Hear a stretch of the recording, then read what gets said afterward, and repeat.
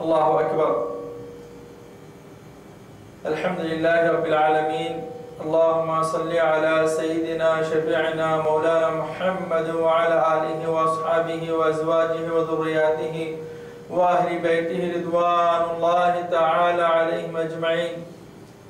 Ashhadu an la ilaha illallah wahdahu la sharika lahu وأشهد أن سيدنا وحبيبنا محمد المصطفى صلى الله عليه وسلم.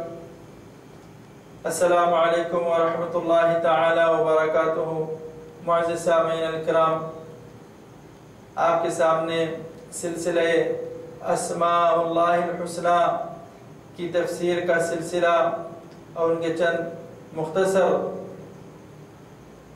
فضائل اور اس کی صفات، اسماء اللہ الحسنى کی صفات کا بیان کا سلسلہ آپ کے سامنے جاری ہے، جس میں ہم یہاں سے اللہ جل جلالہ، الرحمن جل جلالہ،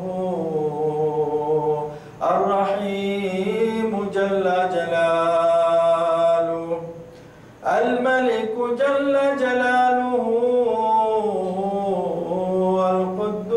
جل جلالہ، السلام جل جلالہ، المؤمن جل جلالہ، المہیمن جل جلالہ، العزیز جل جلالہ وجل شانہ.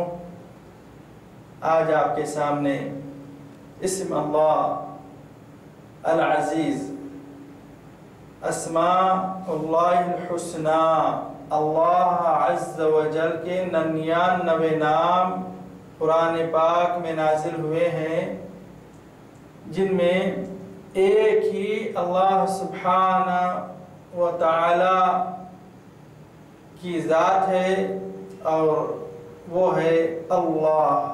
باقی کے جتنے نام ہیں وہ سب کی سب اللہ سبحانہ عز و جل کی صفات ہے.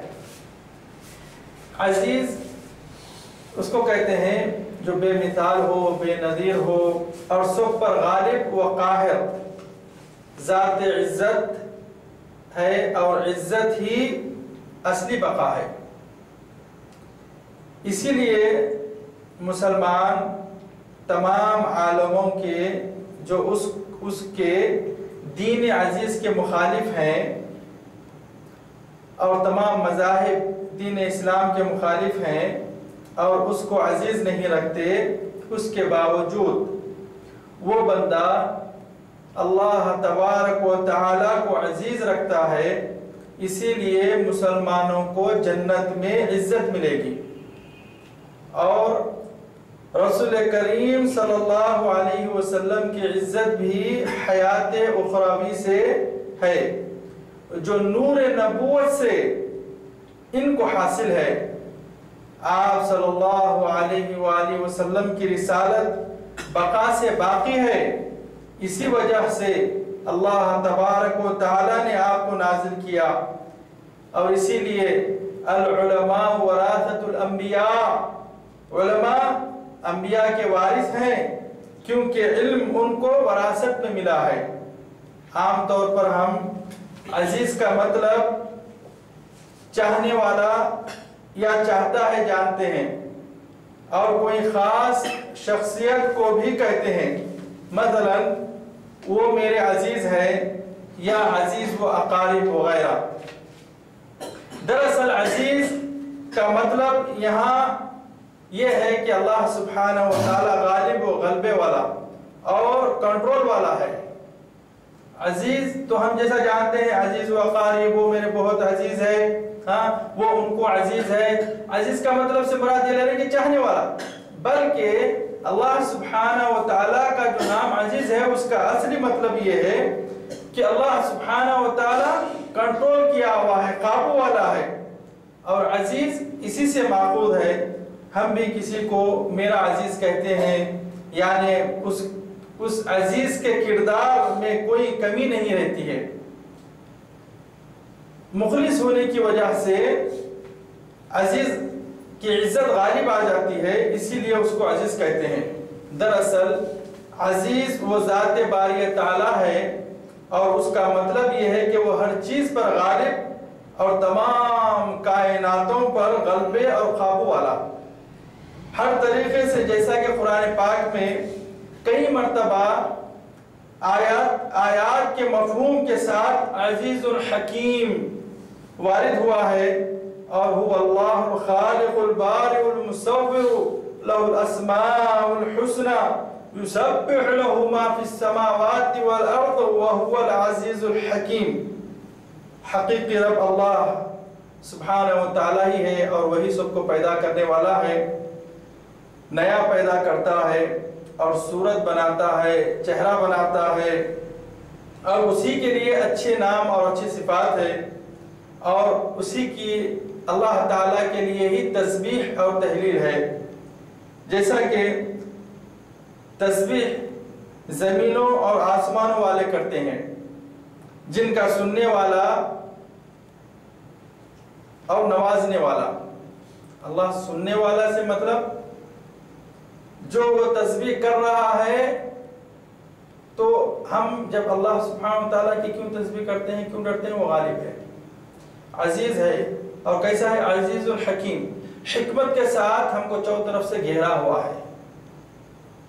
حکمت کے ساتھ اللہ سبحانہ وتعالیٰ ہم سب کو کیا کرا ہوا ہے؟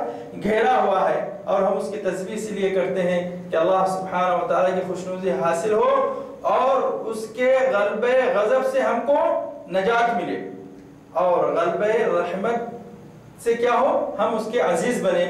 اسی لیے ہم کیا کرتے ہیں؟ تسبیح کرتے ہیں، اور تمام زمین و آسمان کی چیزیں بھی اللہ سبحانہ عز و جل کی تسبیح کرتی ہے، اور اللہ سبحانہ وتعالی ہم کو ان تمام کو سننے والا اور قابو اور غلبے والا، حکمت سے کارساز ہے، اور وہی ہے کہ جو نوازنے والا ہے، جیسا کہ اور جگہ ارشاد باری تعالیٰ ہے، یا ایھا الذین آمنوا ادخلوا فی السلم کافۃ ولا تتبعوا خطوات الشیطان انہ لکم عدو مبین فإن زللتم من بعد ما جاءتكم البينات فاعلموا ان اللہ عزیز حکیم۔ سورہ بقرہ آیت نمبر 208۔ اے ایمان والو، اسلام میں پورے داخل ہو جاؤ۔ یہاں پر مسلمانوں کو خطاب ہو رہا ہے، کیوں؟ یا ایھا الذین آمنو کہہ رہا ہے، ادخلوا فی السلم کافۃ۔ اسلام میں کس طرح سے داخل ہو جاؤ؟ پورے اسلام کے اندر داخل ہو جاؤ، اللہ سبحانہ و تعالیٰ کے پورے احکام کی بجا آوری کرو، نبی کریم صلی اللہ علیہ وآلہ وسلم کی سنتوں پر پابند ہو جاؤ۔ ایسا نہیں کہ رمضان شریف کا مہینہ آیا تو پھر شوال کا چاند ہوتے بھورے۔ رمضان میں مسلمان رمضان جاتے، غیر مسلمان، یا پھر رمضان کا انتظار۔ یاد رکھو، نبی کریم صلی اللہ علیہ وسلم رحمت اللہ للعالمین، سارے جہانوں کی رحمت ہے، وہ اللہ کی رحمت ہے۔ وہ رسول اللہ صلی اللہ علیہ وسلم آپ فرماتے ہیں، مسلم شریف کی روایت ہے، میں اپنے پلک کو جھپکوں اور اس پلک کے جھپکنے کے درمیان میں کب فوت ہو جاؤں مجھے پتا نہیں ہے۔ اور ایک مرتبہ کا واقعہ ہے کہ نبی کریم صلی اللہ علیہ وآلہ وسلم نماز کے لیے آئے، اقامت ہو گئی، آپ فوری مصلی شریف سے گھر گئے، گھر سے پھر واپس آئے، پھر جو ہے امامت فرمائے۔ صحابہ نے کہا، یا رسول اللہ آپ ایسا کیوں کیے؟ تو کہنے لگے، میرے گھر میں کچھ مال سونا کا ٹکڑا پڑا ہوا تھا، تو میں اس کو پہلے ادا کر دوں، وہ چیز میرے گھر میں نہ رہے جو چیز میرے پاس ہے، کیونکہ محتاج لوگ زیادہ ہیں، ان کی محتاجی دور ہو جائے۔ اللہ سبحانہ وتعالیٰ وَأَقِیمُوا الصَّلَاةَ وَآتُوا الزَّکَاةَ، نماز قائم کرو اور زکات دو۔ تو اللہ کے رسول صلی اللہ علیہ وسلم کی کیا کیفیت ہے؟ فوری جب کا جب ایک فعل ادا کر رہے ہیں، اور فعل آپ کے افعال مبارکہ ہی ہمارے لیے نجات کا ذریعہ ہے۔ اللہ سبحانہ و تعالی عزیز ہے اور فرماتا ہے وَلَا تَتَّبِعُوا خُطُوَاتِ الشَّيْطَانِ، اور شیطان کے قدموں کی تابعداری نہ کرو۔ رمضان میں مسلمان شوال کا چاند ہوتے ہی جیل سے آیا میرا دوست، شیطان اب جیل میں ہے، رمضان آ گیا، اللہ سبحانہ وتعالیٰ اس کو توخہ پہنا دیتے، گردن میں اور پیروں میں زنجیر سلاخیں ڈال کر اس کو قید کر دیتے ہیں، سرکش شیاطین کو، جو بڑے بڑے شیاطین ہوتے ہیں۔ تو شیاطین کی ساری زندگی اللہ سبحانہ وتعالیٰ رمضان کے لیے بلکہ نہیں کہہ رہا ہے، فرما رہا ہے یا ایھا الذین آمنوا ادخلوا فی السلم کافہ، یعنی پوری طریقے سے شامل ہو جاؤ۔ اب اس میں سے رمضان تم پر سے گزر رہا ہے تو بھی تمہارے میں کیا تبدیلی ہے؟ صرف ایک روزہ رہنے کی، نماز آپ پڑھتے ہی تھے، زکوٰۃ آپ دیتے ہی تھے، قرآن شریف کی تلاوت آپ کرتے ہی تھے، ذکر و اذکار آپ کرتے ہی تھے، آپ کا ٹوٹلی مشن چالو ہے۔ اب اس میں کیا چیز زیادہ ہوئی؟ روزہ شریف آ گیا، اب صرف روزہ رکھنا ہے آپ کو، یہ نہیں رمضان شریف آیا تو ہم ٹوٹلی کام کریں گے، زکوٰۃ دیں گے، جو ہے تو اس کے اندر نماز پڑھیں گے، اس کے اندر قرآن پڑھیں گے، نہیں، یہ ایک چیز ہمارے پاس آئی ہے تو ہم کو کیا فرمانا اللہ سبحانہ وتعالیٰ؟ پوری طریقے سے اس کے اندر شامل ہو جاؤ۔ اگر تم باوجود تمہارے پاس دلیلیں آ جانے کے بعد بھی پھسل جاؤ، فَإِن زَلَّلْتُمْ مِن بَعْدِ مَا جَاءَتْكُمُ الْبَيِّنَاتِ، تو جان لو کہ اللہ تعالیٰ فَاعْلَمُوا أَنَّ اللَّهَ عَزِيزٌ الْحَكِيمٌ، یعنی غلبے اور حکمت والا ہے، یعنی عزیز کا مطلب دراصل غلبے والا، ہر قسم سے قابو والا اور اپنی صفت سے اپنے بندوں کو نوازنے والا ہے۔ اس آیت شریفہ سے آپ کو اور آپ کا دل اور بھی مطمئن ہو جائے گا۔ بِنَصْرِ اللَّهِ يَنْصُرُ مَنْ يَشَاءُ، خدائی مدد، خدائی مدد و نصرت سے وہ جس کو چاہتا ہے نصرت اور مدد کرتا ہے۔